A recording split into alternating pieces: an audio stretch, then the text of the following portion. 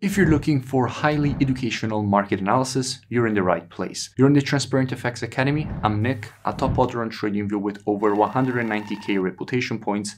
So without wasting any more time, let's jump straight onto the charts.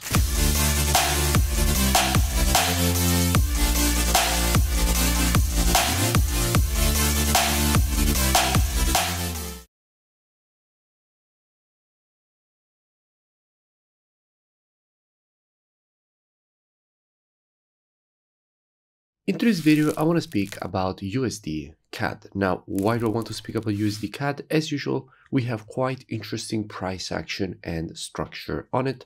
So what I will be doing is providing a complete multi-time frame top-down analysis. First, I will be speaking about the technical aspect. Then we will go and see what we have from an order flow perspective by checking the commitment of traders, which is basically the COT data. So what the non-commercials and the biggest speculators in the market are doing. And by the end of the video, by using the combination of these two different types of analysis, we will try to understand where we have the highest probabilities for a potential move here on the pair. Now, starting from the monthly time frame, what we can see is that in all this impulse to the downside, there is one candle not related to the move, which is exactly this green candle here. And this green candle is a strong area of previous support and demand, which now that the market has broken into the downside is obviously turned supply and resistance. In fact, we can see how we have currently tested this area from a monthly perspective multiple times, and every single time the market got rejected to the downside.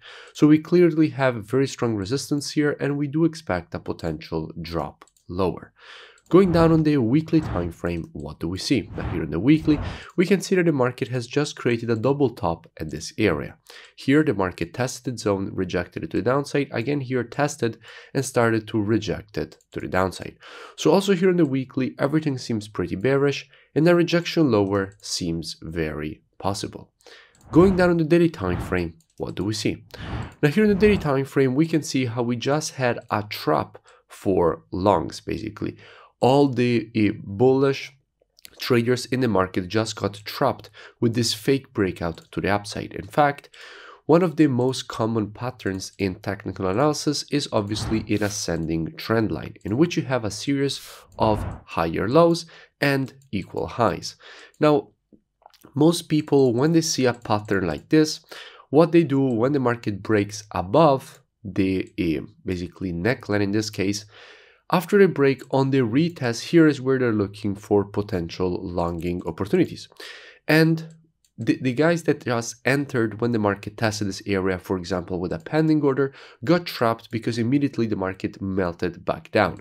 And what most likely happened is that actually institutions had a lot of sell orders around this area, and they used the liquidity coming from all the traders, the retail traders that were longing, to actually fill in their short positions and create this break to the downside.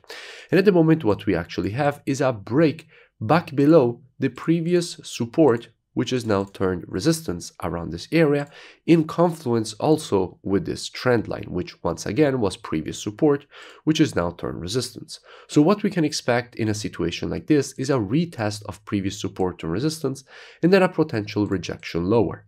Now, if we go and see what we have when it comes to this COT data, so the commitment of traders, which is what the non-commercials and the biggest speculators in the market are doing, and we check the data specifically for the CAD, we can see how with the last report, we're currently sitting with 9.2k net positions and 47.6k longs and only 38k shorts. So we definitely have more longs than shorts, coming from a situation where we actually had the opposite thing. In fact, we come from here where we had negative net positioning with more shorts than longs. So now the CAD is pretty strong, meaning that USDCAD could easily provide more continuation to the downside if it goes and retests this area. So if we go and retest this zone, how we will be approaching this potential shorting opportunity with students. Now, as usual, we would be reactive and not predictive. The monthly, weekly, and daily combined with the COT data, those are the best time frames from a directional perspective. However, when it comes to confirmations and entries, the best time frames are the intraday time frames, so 4-hour and lower.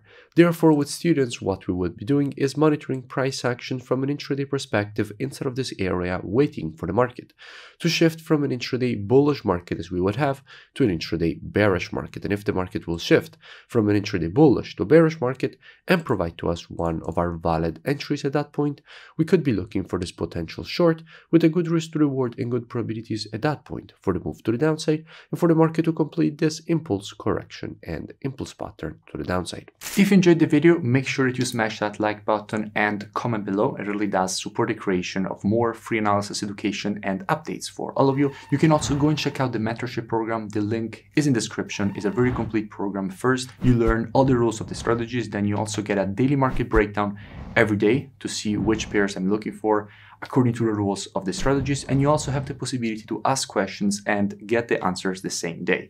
So it's a very complete program. We're also currently running a special promotion, and to find out more, the link is in the description, and I will see you on it.